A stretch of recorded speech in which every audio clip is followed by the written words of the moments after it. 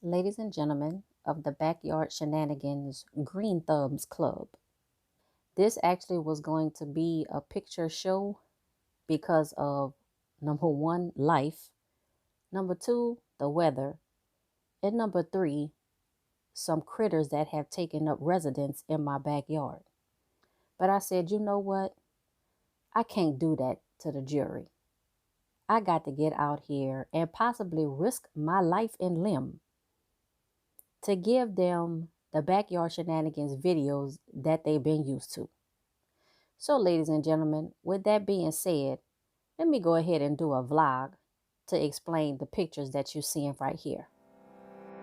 Hi, I'm Healy Means.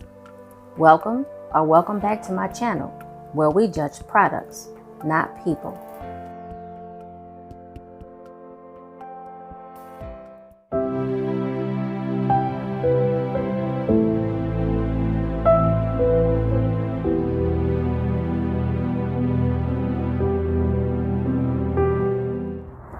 Ladies and gentlemen, welcome to another Backyard Shenanigans video. We're going to do this portion of it real quick because there are several nests of wasps or hornets, and I'm out here this morning trying to hurry up and record the video before I lose my life.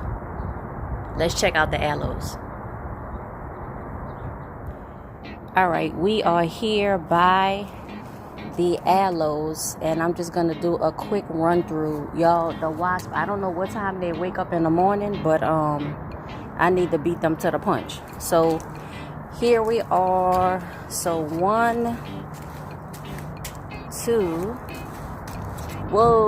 3, 4, 5. Let me look down in here. Nah, I don't see one. Nope, don't see one here. All right, 6. And if you can see that down there, hopefully 7. So 7 of my 10 aloes are sprouting. And then here's just another look at them. I'm gonna swing around really quickly. As you can see, the cherry tree is no longer in this spot. We did eventually dig it up, and I will show you where we moved it to. This is that sprinkler system, which I think the sprinkler hose, I think I'm actually going to use this and kind of make a loop around the trees since they're now kind of in order. This is the hole where my old avocado tree was that I just didn't want to take up out the ground. But I finally did, and we are preparing this space possibly for another avocado tree. This is where the orange tree was, and we dug that up, and an avocado tree is definitely going right here. I wanted to plant 2 because I know some varieties you have to have 2 avocado trees for them to pollinate each other, but there are some varieties where you only need 1 avocado tree, so I'm still kind of working on that. But as you can see, so the area, I mean, it is still a work in progress, but at least we got the cherry tree out and we got the orange tree out. Here is the apple tree, still growing strong, and I have the 1 apple. Look, y'all, it's so cute, but it's so little, and I just left it on there. Here is the lemon tree. Y'all, look at those lemons. Oh my goodness, they looking beautiful. I think I'm gonna leave them on the tree maybe for another week, and then I'll pick them off. But yes, we will be doing plenty of things with lemons in the next couple of weeks. Here is the orange tree that we moved, and I think we moved the orange tree maybe almost 3 weeks ago now. The 2 large leaves did fall off, but it's still looking green. We're gonna see as we go through like this cool season, and when we go back into the spring to see, you know, if the tree actually survived and took root. So still trying to determine that. This is the mini royal cherry tree, and we are moving into the cool season, like I said. So you see a lot of the leaves looking kind of brown and wilted and stuff. But as you can see, like the tree has, in addition to that spider web right there, but the tree has a lot of budding, and so I know that it is still healthy. So there's a lot of budding all along the tree, so I know it's still healthy and alive. So I'm not concerned about, you know, the leaves and how they look. And then here is the Royal Lee cherry tree that we moved from the other location, and I can already see where some of the leaves are starting to wilt, but that's something that's almost a given, you know, when you transplant the tree, that you're gonna lose some leaves, you're gonna lose some branches. One thing I learned about cherry trees recently, after I had already done the wrong thing, is that cherry trees specifically, as a stone fruit tree, they do not like to be watered close to the base and the root. So you see how obviously the inside by the root of the tree is wet, and I made this little kind of pebble circle around, but I know now to water the tree outside of the circle. So I'll have to do that for this tree, the Royal Lee, and for this tree, the mini royal.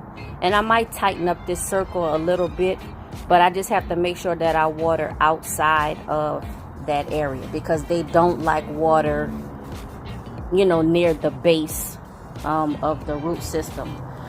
Another concern that I have, and this was pointed out to me by my pool guy, was planting this tree close to the pool system, because there's a lot of plumbing and stuff under the bottom of here, and we're hoping that the roots do not disturb you know, like the pool plumbing and stuff. So that's something that we're gonna see. But I had to move this tree, I had to move the Royal Lee close to the mini royal, because they need each other to pollinate. And even though, as long as they're within 100 feet of each other, that's supposed to be good. But because we don't have a lot of bees, we don't have a lot of pollinators, it made sense to us to move the trees closer together. But we'll see how, you know, we'll see how this ends up turning out. And in that bag that you see right there, that's some fertilizer, and I'm gonna put that onto the ground and hopefully get some grass going, but that's gonna be down the line. But I just have that bag there, so after we even out the ground and you know, tidy up this project of transplanting these trees, then we'll work on, you know, leveling out everything in my garden, which I keep saying I need to turn it down. I really do. For the tomato plant, I did that like a few days ago. I just pulled it out of the ground just to remind myself, yes, you need to turn the garden down. The green pepper and the yellow pepper, I mean, they're still alive, but it's time to go ahead and pull all of that stuff out. The curly parsley and the Thai basil growing very well. The rosemary, this one in the back here, I moved that from, I think I had that planted near the orange tree, and so I moved that here. And then we have the sweet basil, the lemon thyme, and the lemon balm. They're all doing well. They're kind of dirty because we were spraying water and my hose broke, so it kicked up a lot of dirt on the leaves, but they're fine.